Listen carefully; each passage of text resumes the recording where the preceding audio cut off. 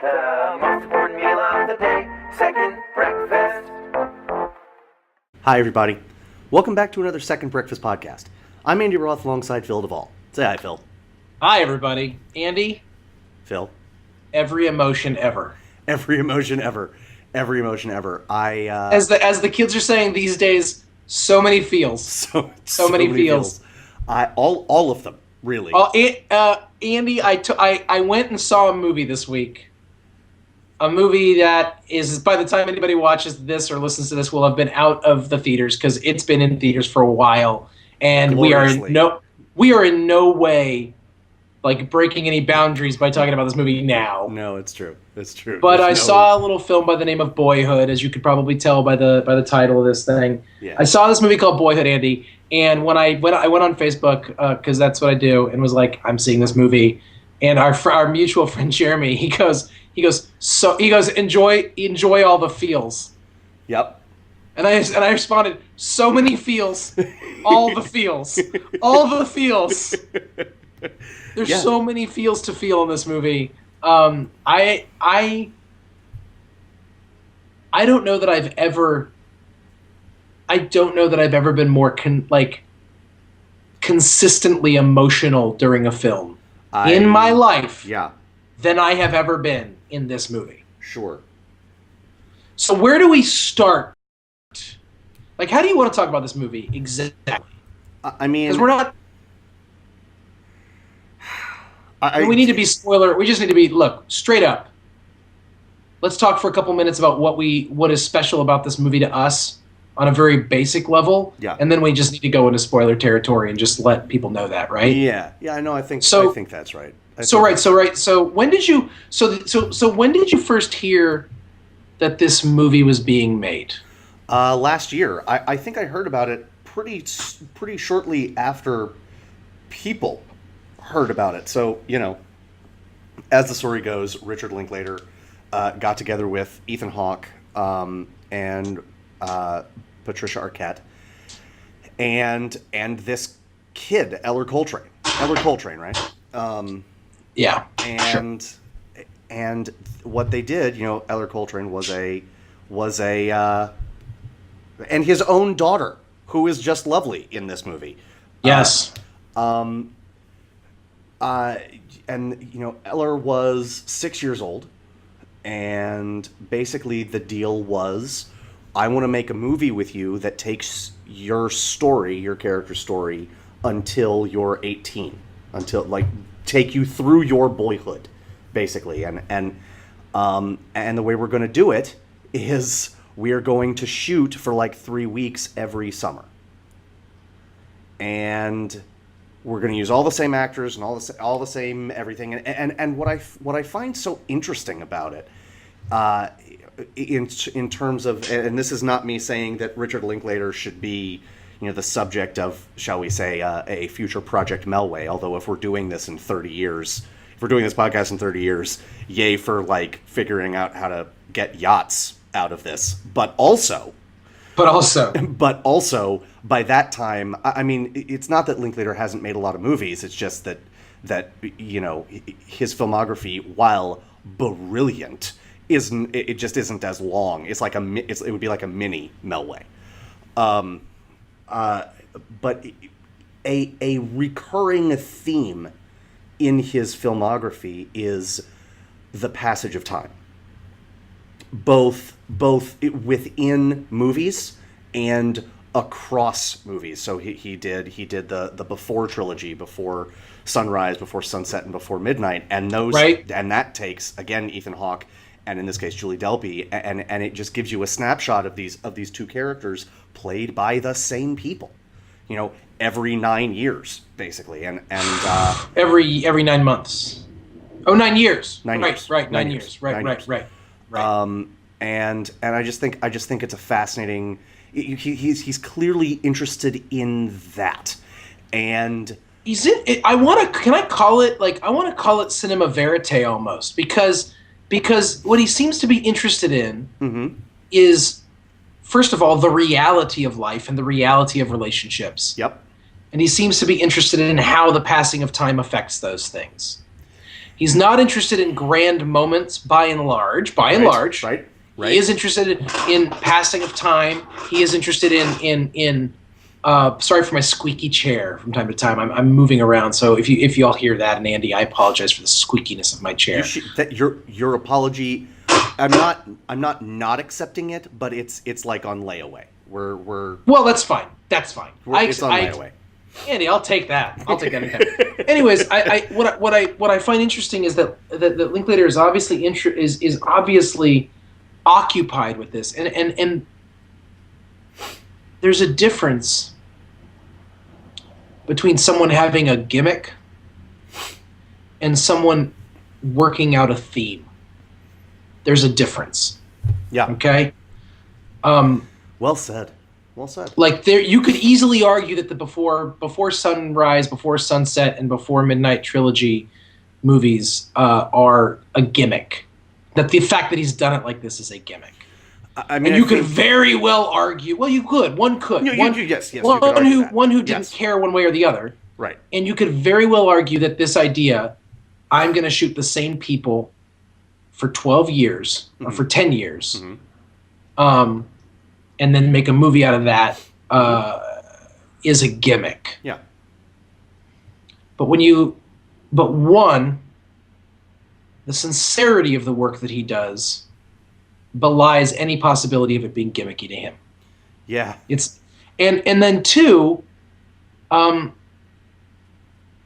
you've just got to recognize. I remember I took a class on Beethoven in college, because that's kind of nonsense you do in college. You take a whole class on Beethoven, and then I really liked Beethoven and still do, and still managed to get like a C+ in it because I just didn't try. I mean, it was just so dumb. Of all the things to not bother trying at, read the biography on Beethoven and listen to his music, and then don't be an idiot. I took a class on Armenian window art, so did you really? I mean, I did for the first 3 classes, and then I dropped it. Wow. So, there's that. So anyways, but I remember that there was this one song that we were listening to of Beethoven's, and the teacher was like, "Look, here he is working out the theme. Like, you can see the precursor to Ode to Joy from Beethoven's Ninth Symphony. You can see the precursor to it here, which is to say it's not the same theme, but it's close, and you can tell that he's getting there." Okay. And I thought that was really fascinating, because at first I was like, "Come on, Ludwig, come up with some new ideas, Ludi." But when you hear the Ninth Symphony, there's no question that it's not. No one hears the Ode to Joy in the Ninth Symphony and is like, derivative. Right. I mean, there may be someone who does, but they're soulless, so who cares? Right. And they're likewise, by definition, and then you get the invalid. sense that you realize that artists, thinkers, people, musicians, people who work out themes, ideas, that their work is an extension of that. Just like you learn arithmetic, and you need to learn arithmetic so that you can learn algebra, and then you need to learn algebra so that you can. I mean, if you want to be a calculus person, you got to learn all this stuff to get to that point. Sure. That the working out of this stuff is finding its way to its fruition in later work. And you see that happening with some of the great artists that we're growing up with. We are growing up with Richard Linklater, who I am now officially willing to call a great artist, 10 years after everybody else, maybe 15 years after everyone else. But nevertheless, that's my problem, not his. I'd have no problem being late to the party, by the way. That's right. I'll show up 5 minutes before the party ends and be like, "What's up, everybody?" The idea that there are finite seats on a bandwagon is absurd. No. Right, absurd. no, come on, let's go. I am with you. It's like I didn't. The first time I heard Hank Williams, he'd been dead for 50 years. Right. Am I supposed to not like Hank Williams? He's Where amazing. have you been, Duvall? Right, seriously. What's up? Not born yet. What an idiot. What a loser. So that's all I wanted to say. Is that there is this is not a gimmick. Right. I love everything you've just said. And I'm going to throw it all away. Good night, everybody. I'm going to throw it all away, and I'm going to talk about one part of it. Okay. Because I think more than, and I am thinking out loud. So I am fully ready to be proven wrong by you or anyone or my own research. I can't think of a filmmaker for whom so readily the first thing that springs to mind about their work is sincerity. There is something that is so genuine about him, and what and everything he does, and what I mean, the best thing the best example I can give you is School of Rock, or more appropriately. I'm serious. I'm serious. I'm laughing because you're right, not because you're wrong. So I feel like he's the only guy who's really figured out what to do with Jack Black. Have you seen Bernie? Did you see Bernie? Yes. Like, also a Linklater, isn't it? Yes. And he's part of the reconnaissance, by the way. Yes. Absolutely. A small part, but a part nonetheless. No question. Jack Black, in both of these movies, there is artifice, but there is zero irony. There's zero irony, and it's just such a beautiful, like, look, here's this, and for all of the, I feel like 20 years later, however long it's been, since go for it. Bernie couldn't work. If it as were an ironic no and anyone else who made it would have made it ironic. Yes. If you watch the movie Bernie, anyone else, it would have been ironic, and casting Jack Black would have been a joke, and it would have been making fun of Texas, and it walks this line, and part of it is those are Linklater's people. Yes. These are and he people. Loves them. Yes. It's very I actually think I'm almost positive he and Mike Judge are friends. And it's very similar to Mike Judge's work with King of the Hill, where well said. Where Mike Judge might be making fun of Texas, but he hasn't left Texas. Like, and there's like I will make fun of Orange County. Right. Nobody makes fun of my brother. I actually won't make fun of Orange County because too many people are doing it. So nobody it's makes fun of my brother but me. There's that aspect. And it's not really making fun of so much as like showing it warts and all is how I feel about it. I feel like Dazed and Confused, 20 years later, however long it's been, has been reduced to McConaughey's line, high school girls, I get older, they stay the same age. And like that's all that anybody remembers from that movie. But that is, and it is not the movie of Linklater's that I know the best. It's not even close, all right? But that movie, in terms of, I'm going to give you a snapshot of a night in a town where all of the characters you see are at some sort of transition. I feel like it's that movie and like American Graffiti, and everybody else is playing catch up. Interesting. And I mean, that's not to say that there aren't I don't want to boil it down to high school movies. You don't need to qualify that because I don't want to put them up against like Rebel Without a Cause because it's not the same kind of thing. It's just a whole that's exactly melodrama. or even like that's grand teenage melodrama, which there's a place for. Sure. Or even like Clueless, which is not. It's a high school movie, but it's not doing the same sort of thing. If Dazed and Confused is to freaks and geeks, what Rebel Without a Cause is to my so-called life. You're welcome, America. I can't hear what you just said because I'll have to puzzle through it for like 3 hours. But I've hung it on the skyhook, and as soon as we hang up, I'm gonna. That's right. That's why they pay the big bucks. So Linklater, okay. Andy, I want to say this about Boyhood. Yeah.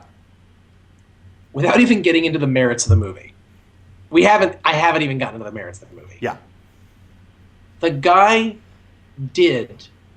I'm going to go out on a limb and suggest that he did the thing that everybody wishes that someone would do, which is take 10 years to make a movie.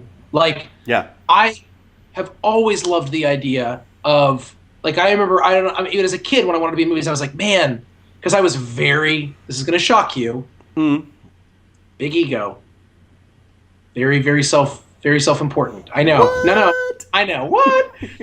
I was like, we should be filming me now so that we can use it later for something. I don't know what, but for something. When I'm 50, we'll have this footage and we can use it. Yeah. And I mean, the closest we've gotten to this is Steven Soderbergh's movie The Limey, where he uses an old Terrence. What's his name? Terrence Stamp. Terrence Stamp movie as flashbacks for a movie he's making now. Right. So you can still get the same guy. Right. But this is like the thing. Come on, someone made this movie where they were like, I'm gonna film you once a year for 10 years and then make it into a movie. That's what everybody wants someone to do. Yeah. And Linklater did it. And by the way, it turns out, this is why I believe in God, by the way.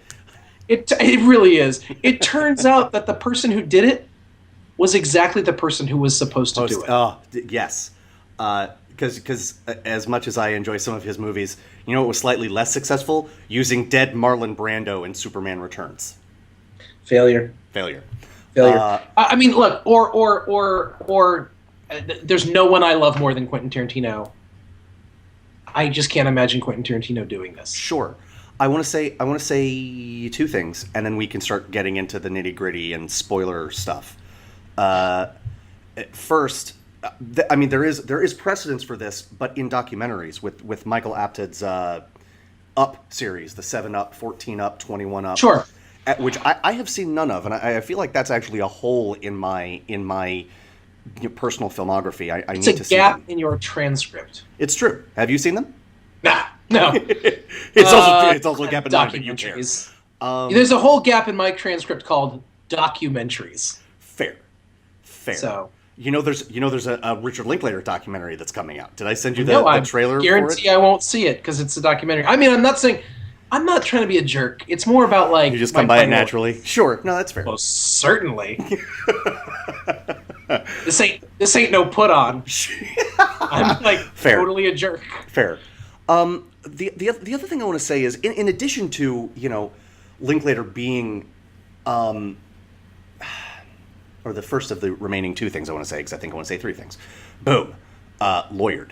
The second thing I want to say is, in addition to, I thought you'd like that. In addition to being interested in just the passage of time, he isn't interested in, and not being interested in the big moments, shall we say? Like the Before trilogy is a bunch of small conversations. I mean, throughout all three of them, and I would actually, and I haven't seen the third one. I haven't seen the third one or the second one actually, but that's a whole other thing. But I will say that those movies do play on a momentous, at least the first two play on a momentous occasion, like true. An otherworldly experience. And Dazed and Confused plays off of one as well to some degree. True. Which none of that is to demean them. Yes, no, it's true. Kind of what's amazing about Boyhood. I'll get there. Yes. Okay. Zip it back. Go ahead. So what he's interested in is periods of transition, and those like he's not just interested in the passage of time for the sake of passage of time, because frankly, I feel like that would be a gimmick, right? Even were he to do it, it would be his version of a gimmick. He's interested in transitions, and sometimes, as in Dazed and Confused, as in some parts of the Before trilogy, but not really. There are transitions happen at big moments, but they also happen, but they mostly don't. They mostly happen when you're not looking. And that's right. And the last thing I'll say, and this I think will lead us into a deeper discussion of Boyhood, with the exception of one scene where you would be utterly lost about the rest of the movie without it. There is not a big moment in the almost 3 hours of Boyhood. It is a movie comprised entirely, if I can frame it this way, entirely of transitions. Because it is small moments that add up to a life. It is almost arcless. That's true, yes. Other than the meta arc of a person grows up. Yes. But in terms of, so I shouldn't say that it is arcless. I should say that he allows that to be the arc. Right. The arc that you see in this movie is that people age. Yep. And the last line in the movie, I love this. the last line of the movie is actually the point of the movie. Yes. Yes. I mean, I don't even know. And what do you? True. It's true. Did you? How full was your theater when you saw it? 6 people. Okay, I saw it I saw it weeks ago. 5 people. I saw it weeks ago, so it was newer. It was packed. That's amazing. It was amazing, and the last line of the movie got a laugh because. Oh wow! But not in it wasn't like. It wasn't bad. No, and we were laughing. I suppose, and I laughed almost like in appreciation. Like yeah, okay, all right. It was like we were laughing at the kid, but not in a mean-spirited way. Like, do you know? Like, yeah, no, and I hear you. Does that make sense? Of course. Do you know how, like, when you see a show that you love and you've got it DVR'd and you look down and see how much time is left? And so then, like, you're watching and you're like, this is going to be the last scene. This is going to be the last. Oh, no. Is this really the last? I'll never forget the way I felt the last episode. The best example is the last episode of Sopranos because I was watching it while it was happening. Right. And right. We all knew, everyone knew. Yes. Everyone knew, based on the time that on like we're watching it, based on everything in the world that there is to know, it's like we knew this is the last. Right. This is the last scene of The Sopranos that will ever happen, and yes. all I want to know is how will it happen. Right. And it's like we're in baseball playoff season, right? It's the bottom of the 9th with the bases loaded and 2 outs. And the team that's up to bat, the home team, is down by 1 run. This is the last batter. Right. Like, this is the last batter. Like, this is it. Yeah. And it's either going to happen or it's not. Like, this happens or it doesn't happen. Yeah. Like, right now we find out. Yes.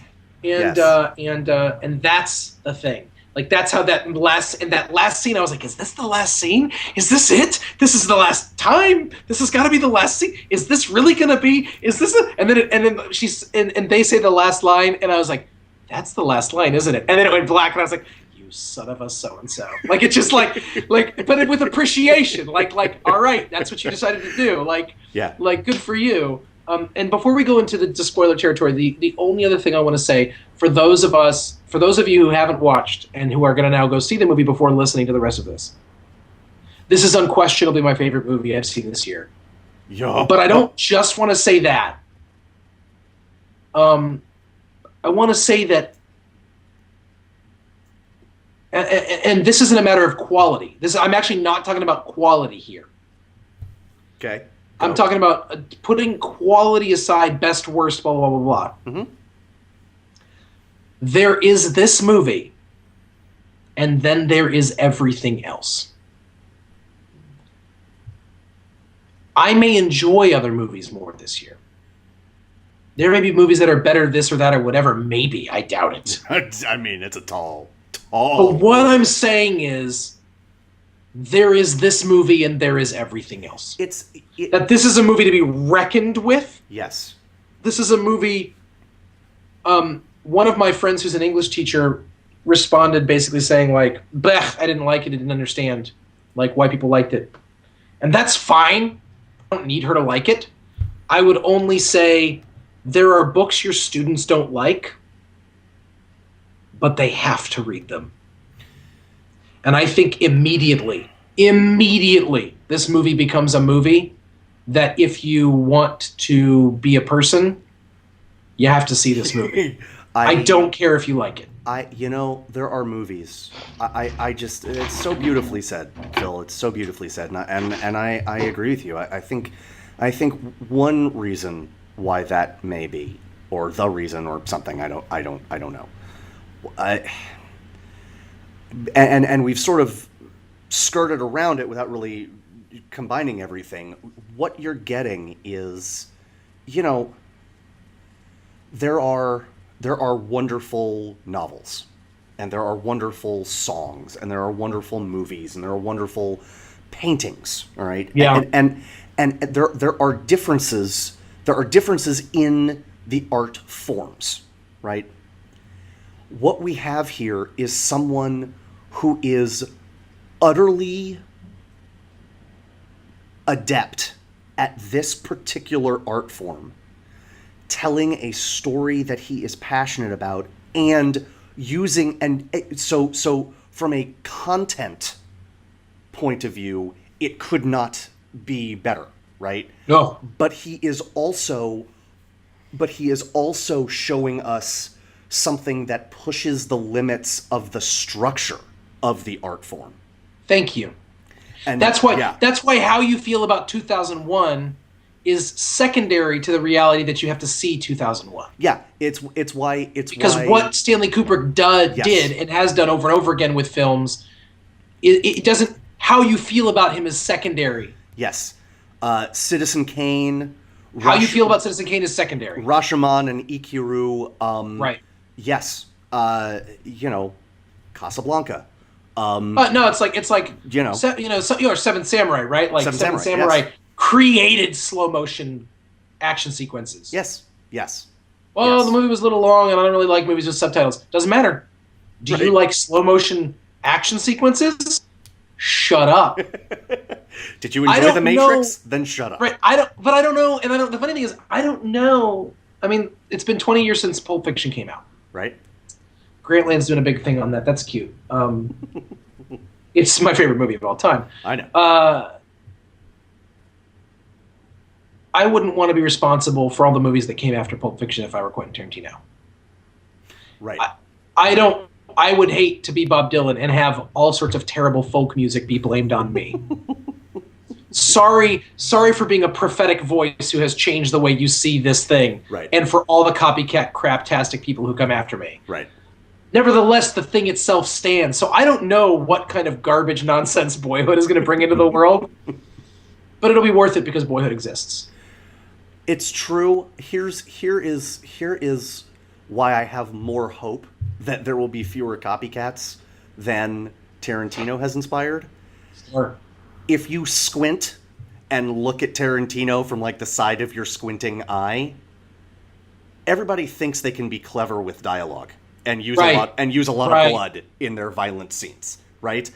The lazy are not going to knock off Boyhood. The lazy can knock off Tarantino. Well, that's true. No, that's true. That's true. You know? Although don't forget the other thing the thing that Tarantino and Linklater have in common, although they do it very differently, is a very interesting preoccupation with time and how time passes. Oh, yes. Which is fascinating. But that's you know what? That's some like blowhard doctoral thesis for someone who's going to get a PhD in film studies, and that ain't going to be me. I'm going to get a blowhard doctoral dissertation on a PhD in biblical studies, which is much less relevant to our current existences.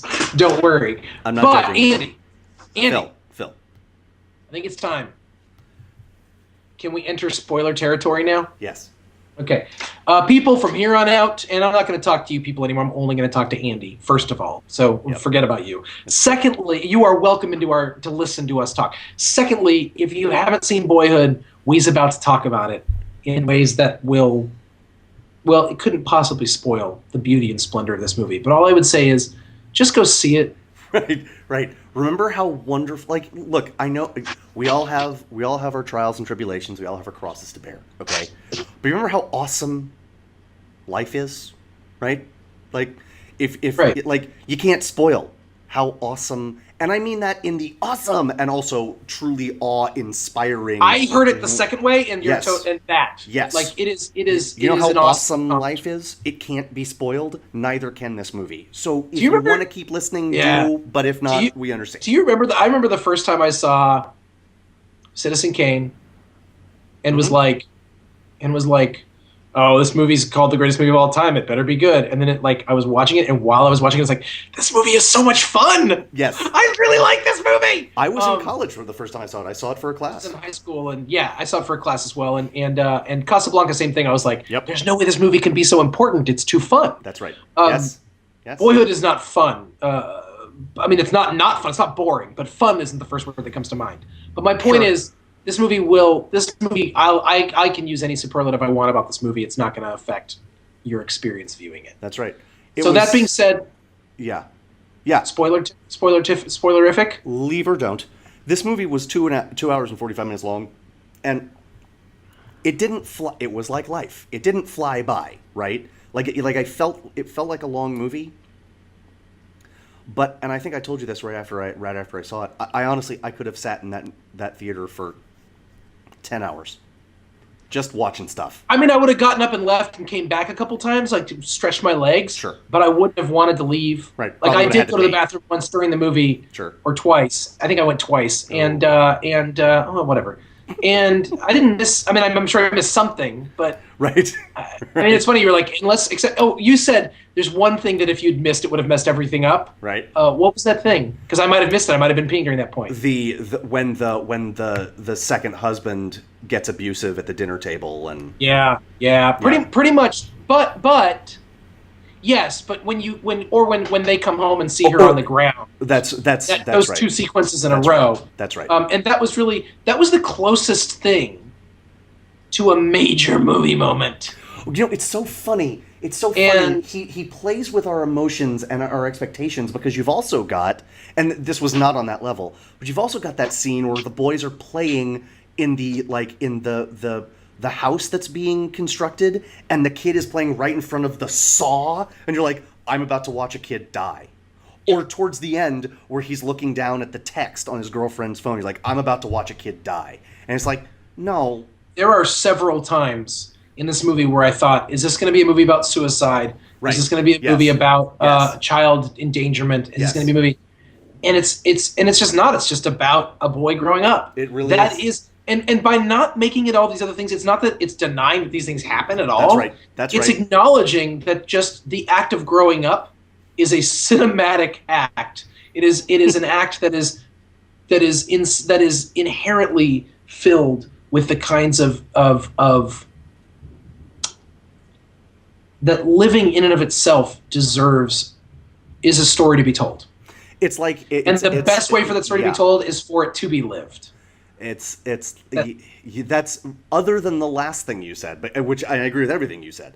But Good. Until the last thing you said, it's almost like the kids, and I don't mean that in any sort of derogatory way, the kids' version of like Death of a Salesman, because that takes an ordinary man and and it's the line from the play, right? Attention must be paid.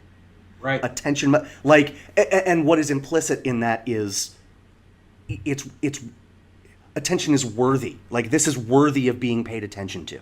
Right. Right. And you know, I mean, I just there is not a moment of this movie that I didn't love. It Agreed. It's not like the thing is because it's not a movie about a specific moment that you're supposed to love. Right. What I mean by that is it's not hinged on this, like, I didn't really like the second act climax. It's how, again, I almost feel like he's made the decision that how you feel about it is secondary. Yes. Yeah. Talked about, I said the very first thing I said in the movie, the very first thing I said in the podcast was so many feels, all these emotions, all this stuff. Yep. What's amazing about it is, and I want to be careful how I say this, but one of the reasons it's so emotionally is that it's emotional and emotionally powerful is that I don't consider the way that Linklater makes the movie emotional.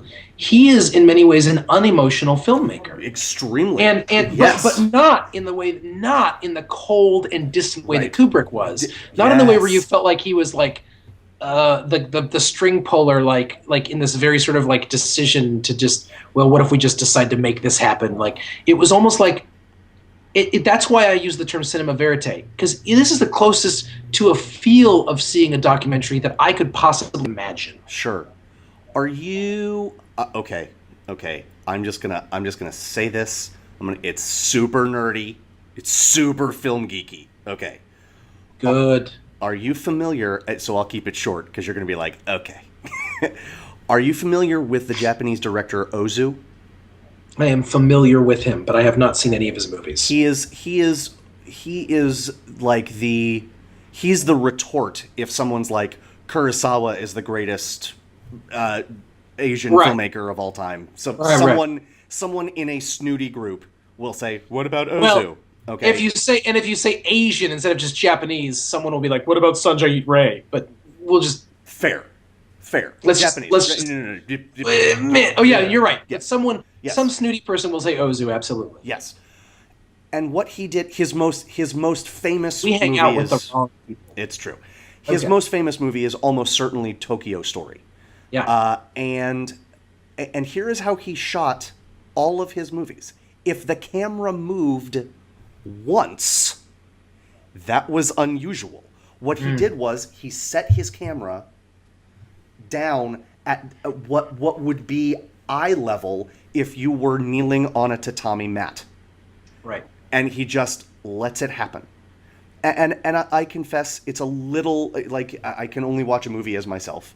And Kurosawa is certainly, even if he's More like, cinematic by the way we think of that. it is more cinematic in terms of what that has come to mean in my lifetime. And that's Yeah. the only time I've been watching movies in my lifetime. So, yes. Okay. Okay. So yeah, but like Ozu, he's just like, here it is, Yeah. and I'm not, it's like a Facebook post, like, presented without comment, but Right. but that usually is a comment in and of itself. By saying I've typed presented without comment and it was like, It's that's always a comment. it's always a comment. Here's right? a person who needs no introduction. That was an introduction. That's right. You should have just let them walk out. That's right. That would've been He is amazing. actually presenting without comment, and in a much more, apologies, ghost of Ozu, Yasujiro, I think his first name is. I don't know. In a much more accessible, at least to me, way, Linklater with Boyhood is saying presented without comment, but actually without comment. Here you go. Right. Here it is. Right. Here And it is. And I almost felt like I was watching, and this I got to be very careful how I say this, but like, because there's so many things I could say about this movie that would sound like I was somehow insulting it or talking down to it. Sure. Like, it felt very much almost like how he shot it was almost like if you were going to teach a film class how to shoot a movie. And there's Yeah. no tricks or frills or fanciness. It's just how to shoot a movie. There's no wipes. There's no this. It's just, That's do you right. want to understand how montage editing works? Yeah. Not like working on a montage, people who don't know, but literally like a shot of someone looking out a window, and then a shot of someone's face as they look out the window, and then a shot of the view out the window. That's montage editing because it means that your brain puts together Yes. that he is looking out the window. This movie does that all the time, but not in any flashy way. Yep. There's no flashiness. It's just very basic filmmaking Yes. in that sense of the word. Yes. But nothing about, and I almost feel like and that's what also creates that sort of cinema verite aspect. Is you're never being called. The filmmaking is never calling attention to itself. In the Yeah. middle of Inglourious Bastards, which is one of the, I just think it's one of the greatest movies of our lifetime. I agree with you. I agree with you. In the middle of this movie that's set in the 1940s, or 1940, I guess, or something like that, 1942, 1943, whatever, sometime. Yeah. Whatever. Yeah. During World War II. I'm with you. Sam Jackson's voice and an electric guitar like come out, and it starts to do this narration of every character in the Inglourious Bastards.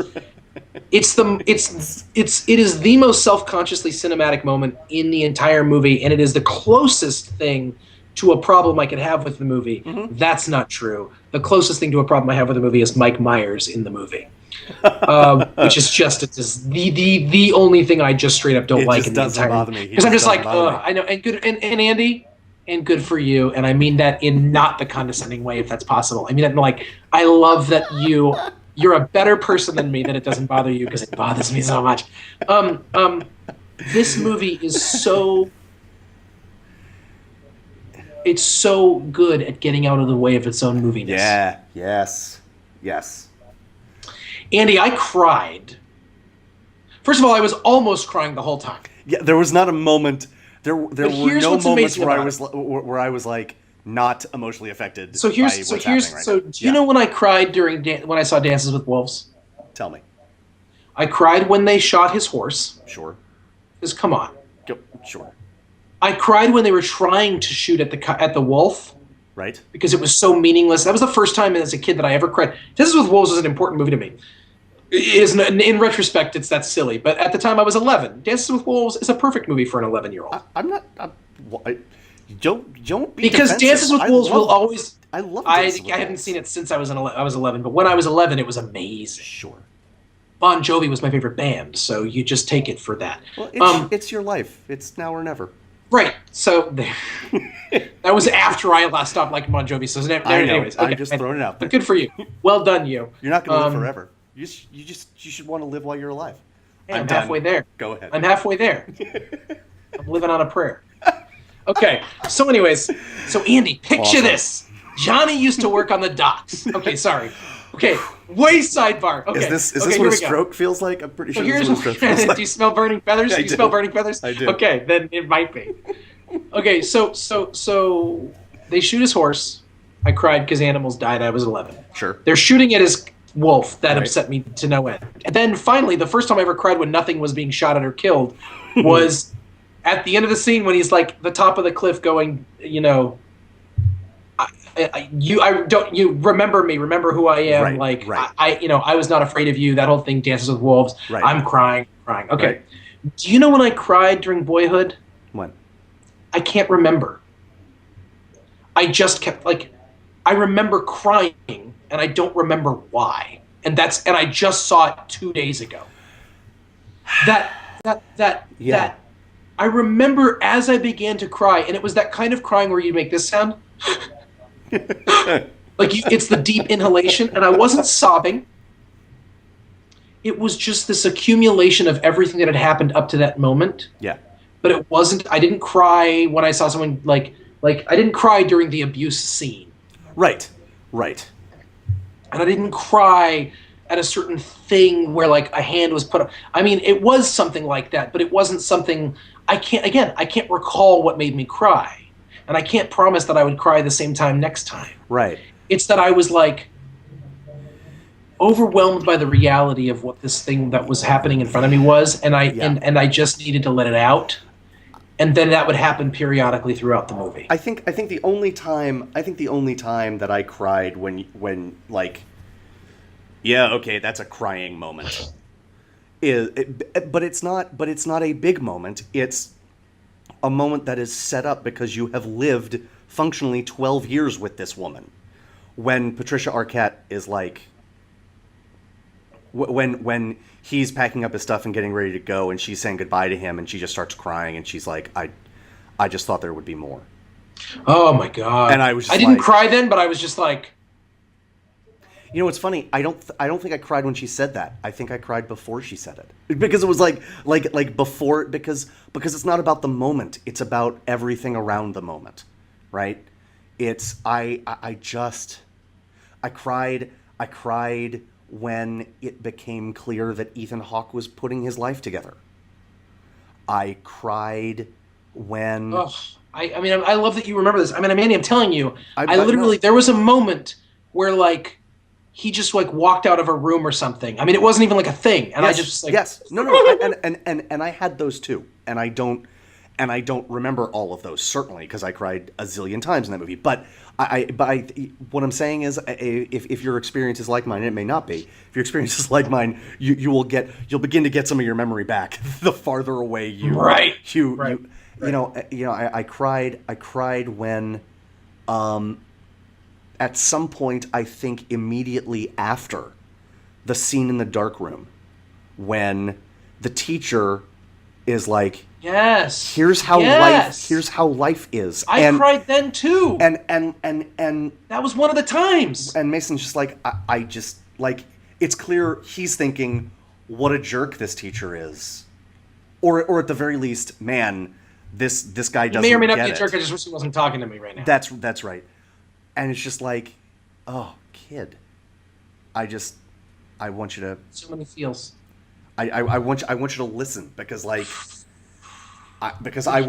would be having a similar conversation with you. You know. What I love is, this movie made me think so much about what it means for me to be a father. This is a movie about a generation with no fathers. Yeah. It's a movie It's a movie as much about parenthood as it is about childhood. Yes. And as much about being a woman as it is about being a man. I mean, it's obviously told about a boy, and I love the fact that he made a movie about a boy growing up in Texas, and Linklater's a boy who grew up in Texas, so he doesn't. It's not like, well, of course it's about a boy, not a girl. Right. He couldn't have made that movie the way he made this movie, and I think that's important. Yeah. He understands. He's saying something fundamentally about the fatherlessness of our culture, and I find that as someone whose parents split up and whose dad moved across the country, like, to find himself and blah blah blah. I mean, in my situation, I ended up moving in with him, and later on, and that's the way my life went. And it worked out, and it was great, and I have no resentments towards my father. But that's what's beautiful is, like, it's not like you see that this kid at any point really hates his dad. Yep. It's just you recognize the failings of the parents. And what I love is this movie it neither demonizes Ethan Hawke's character, nor does it lionize Patricia Arquette's character. That's right. That's right. She does not become the stalwart single mother who saves the day. Right. That's right. She's really messed up, and she really messes up. Yes. Yes. And she, I mean, like when she takes her kids out of the house and doesn't take the other two, Andy, like, that's not she makes a mistake. Like, it's a mistake. It's not just that she I get why she makes that mistake. Right. But it's a mistake. Yeah. Like, it is a character flaw of that woman. I'm not even talking about, I mean, like, of that woman. I mean, it's not the actor. It's not a flaw in the storytelling. Right. That woman should have saved those children. Yeah. And you notice, I thought it was really interesting. Like, they make a point of saying, like, showing that they have the kids calling them mom and dad and your brother and sister. So when they're living together, they make no distinction, which I love. Yes. Yes, me too. But the moment that something happens, she makes that distinction, and she takes my children and goes. Yeah. And all of a sudden that changes. You see, but that's okay. Look, I mean, it's not okay, but it's not, it's also not, it doesn't demonize her either. It's this, this is a woman who's so preoccupied with her own survival. Yeah. And her own self-improvement. Yeah. And the betterment of her own situation. That she also is like, this boy doesn't really have parents. It's true. It's true. That's true. It's, you know, I read a review of this movie that said, like, it could be like this movie could be called Personhood because it is like, she may get less screen time, but it's not less the sister's story. It's not less Patricia Arquette's story or Ethan Hawke's story. You know, right? It's you know. Oh, Andy. Yeah, and I mean, and in a very real way, it's not less Ethan Hawke's second wife's story. It is all of these. It is. There is no way to talk about this movie without sounding either maudlin or just like I'm straight up lying. But this movie is like a tapestry. It is just, and it really is, because because every character, like everything about their visit to Grandma and Grandpa's house, was real. It just felt here's what this movie does that plenty of movies do. Like, great movies all do this, right? You never get the sense that someone comes on stage, reads their lines, and walks off stage, because no one is a construction for this, for their purpose, for their function in the plot. The Grandma and Grandpa serve no purpose in terms of making a very specific point about religion about a specific group. That's right. These are actual people. It's just, these are the people. These are actual people that you are privileged to watch for a little while. And you know, here's something that you and I haven't talked about in a while. Our concept of the perfect movie. And you know, we have long defined the perfect movie as a story that could not be told in any as well as it is told without, or any better without changing it in some way. Like, this is the best way that this story could have been told in this fashion. And I think, and you know, you and I talk about all the time how, like, it really isn't a matter, even though, you know, we you know, our society and what the English language has come to sort of the meaning that we have imbued the word perfect with is sort of this objective quality, and we don't use it that way. No. It's almost the original meaning of perfect, which is to say complete, right? Yeah. There's nothing else that could fit. The word perfect in scriptures, in biblical, like in Christian scriptures, generally means mature, like yes. ready, like a fruit that is ready to be eaten. It has gotten to its end. But end not as in conclusion, end as in it has reached its fruition. It is now what it is meant to be. That is directly from the original Latin meaning. I mean, absolutely, right. Absolutely. And in which case, that's it. Yeah, like that's. And so I think this movie is perfect in a way that I don't even know that I've seen a movie be perfect before, and that is every decision. If they had gone the other way, it would have been a lesser movie. Like, yes! every single one. If Patricia Arquette had reacted differently when he comes home and he's been drinking and smoking a little weed. The only oh my God, that reaction was perfect. Perfect. The only thing I'll say to disagree with you, I think I disagree with you, but here's why. Okay. If he had done it that way, it's because that's the way it needed to be done. And then it would have been amazing. He would have found the truth in that. Because the reality is it could have gone the other way, and it would have been truthful. Because that's the mastery of Linklater, is that he finds truth. Yeah. And illuminates truth. This movie is masterful. Yes. Freaking masterful. Yes. It's a masterpiece by definition. And Yes. it's going, I mean, okay. There's so many things I want to say. I mean, the fact, here's a really interesting thing to me. I wouldn't use the word convinced, but I was hoping actively that characters from early on in the movie would come back later. Example, I needed for Mason to run into his stepbrother or stepsister down the line. Yeah. Did he? Nope. No. Nope. And there is this sense in a movie like that you're going to see that happen. The whole, like, if you see a gun in the first act, it's got to go off in Act 3. Yeah, or just Yes. or because But we're going along with the gimmick of this yes, movie, we're going to yes, see this happen, yes, right? Yes. Yes. We see this happen twice, and in both cases they're with the parents.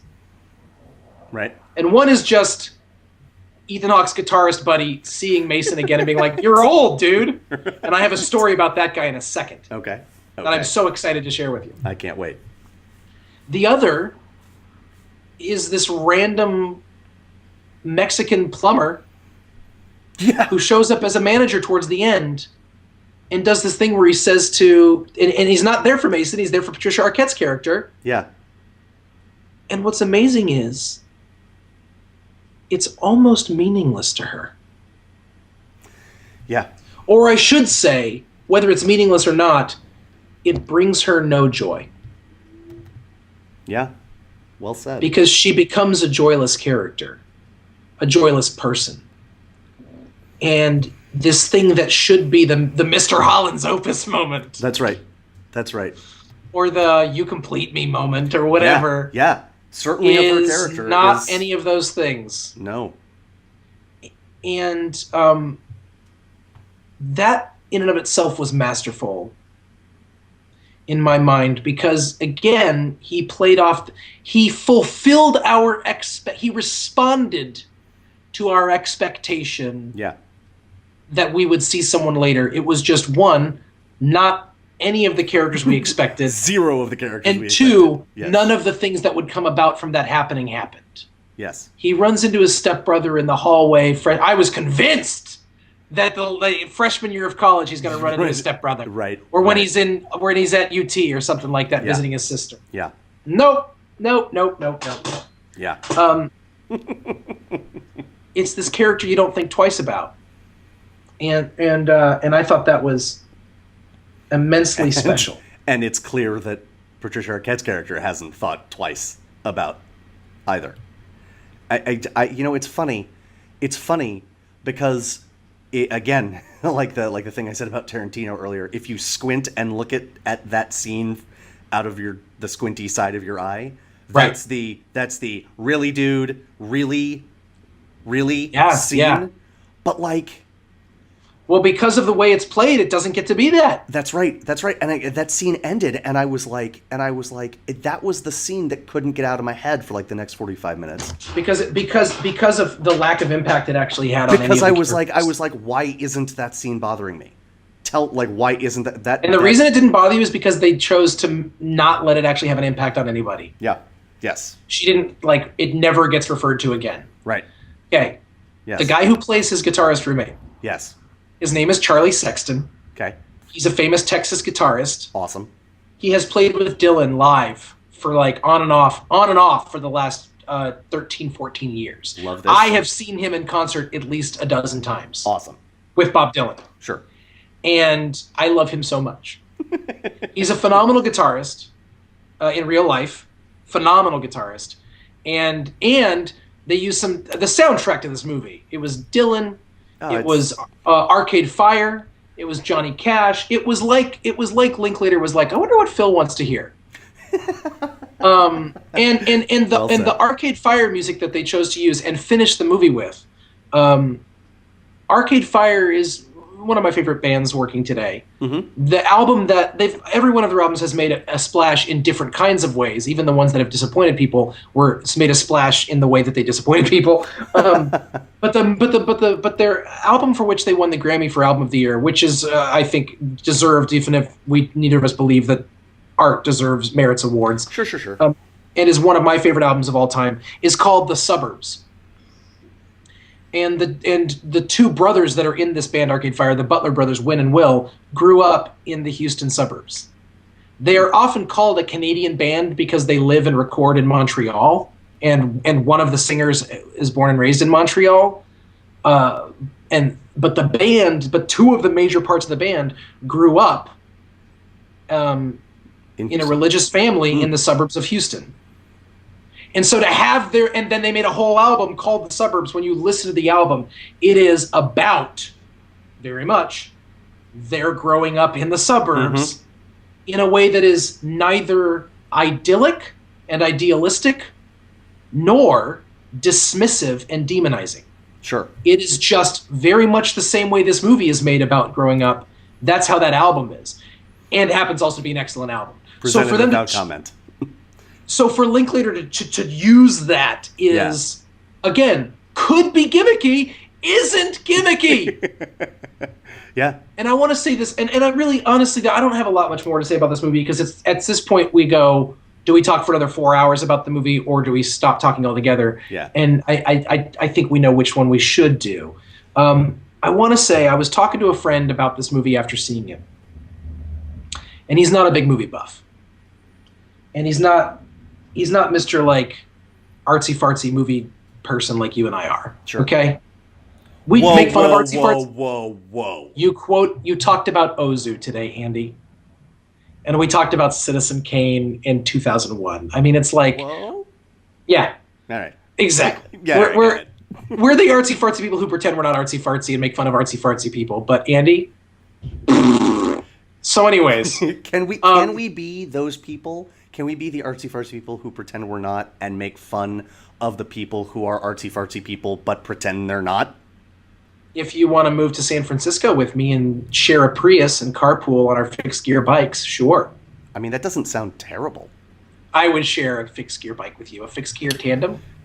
So anyways, it would be difficult but worth it, just like the beer that we make at home in our tub. So anyways, here's what I want to say. He was asking me if it's good, and I was like, it was excellent. And then he said, yeah. But apart from the trick of the movie, the gimmick of the movie, apart from can you appreciate the movie apart, put aside the technique that he used to make it. Right. Can you appreciate this movie? And I said, here's the problem. You can't parse the story Right. from the way in which it was told. That's right. And he was like, nah. And I'm like, no, you just gotta. I said, you can't read the Diary of Ian Frank and ask the question, apart from knowing this was written by someone, like, that this is an actual diary of a Holocaust girl. Right. No, there is no apart from. Right. That's part Right. of the experience of reading it is the knowledge of it. Yes. And there's no way to divorce yourself from knowing how this movie is made while you're watching it, because you cannot, as you're watching it, part of the reality is the knowledge that you're seeing this person age. Yes. It is completely and utterly impossible to divorce the experience of watching the movie from the technique in which the movie is made.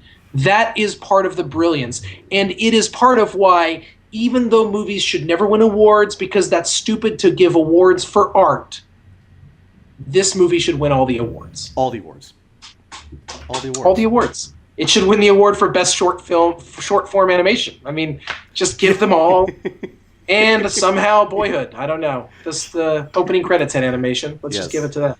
Yes. I'm interested in the fact that if you're wondering, finally, if we wonder, as we talk about this movie, would we be talking about it the same way if it was just a movie that was shot with different characters? Different actors. Yeah. Different actors playing the same character. It wasn't. Right. The point is moot. The point is moot. Yeah. This is what has been done. Yeah. Yep. Let us embrace or reject it as it is.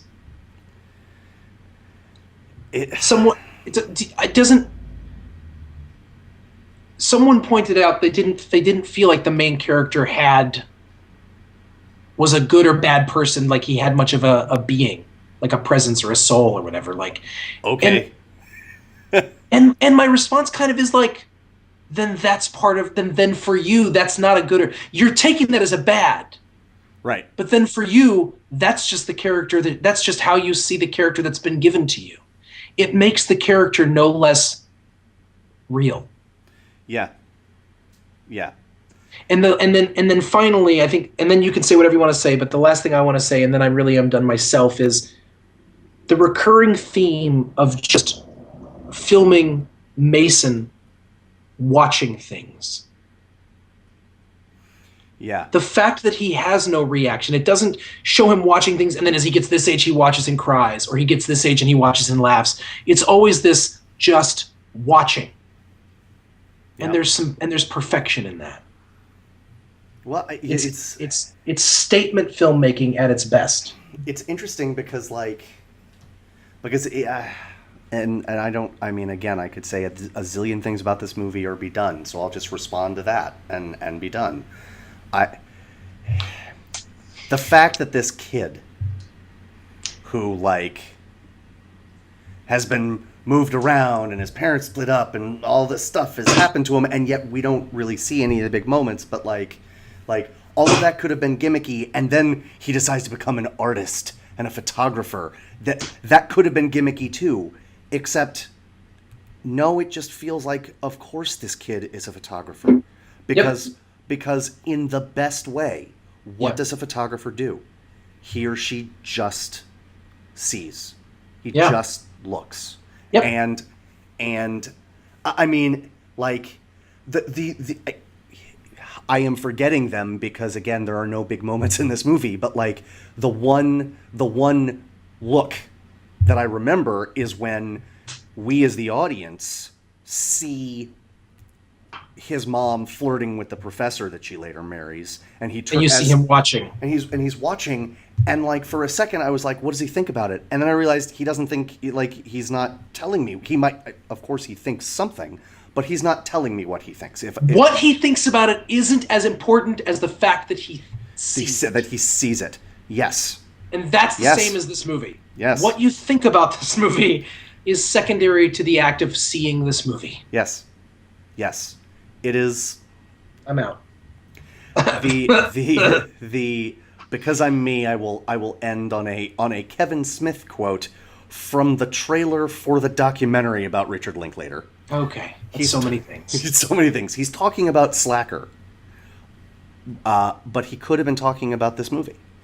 And you know what? 20 years from now, I bet a famous filmmaker will say this about Boyhood. he was trying to describe Slacker to some of his friends, and they were like, it has no plot, and his response to it has no plot was, it made me want to be a filmmaker. Right? Like That's it. Right? Okay. Boyhood had no plot. It made me want to be a better father. It makes me it is the Helen Hunt in As Good as It Gets of movies. Like, it makes me want to be a better person. Man. It makes me want to be a better man. That's right. Yeah. You know? And with that, I think we're done. Yeah. Until the end of the year when we bring up Boyhood again as one of our favorite movies. As 9 of the top 10 slots in our list. Amazing. All right, my friend. Yes, this was fun. We should go watch Boyhood again and then just talk about it. Just talk Hold about hands, it. Though. I'm gonna need to hold your hand this time. Done. Yes. Okay. The hand not holding the hanky. Folks, go see Boyhood. And yes. this will also bring us to the end of another Second Breakfast podcast. This was a good one. I had a lot of fun talking about it because the movie was amazing.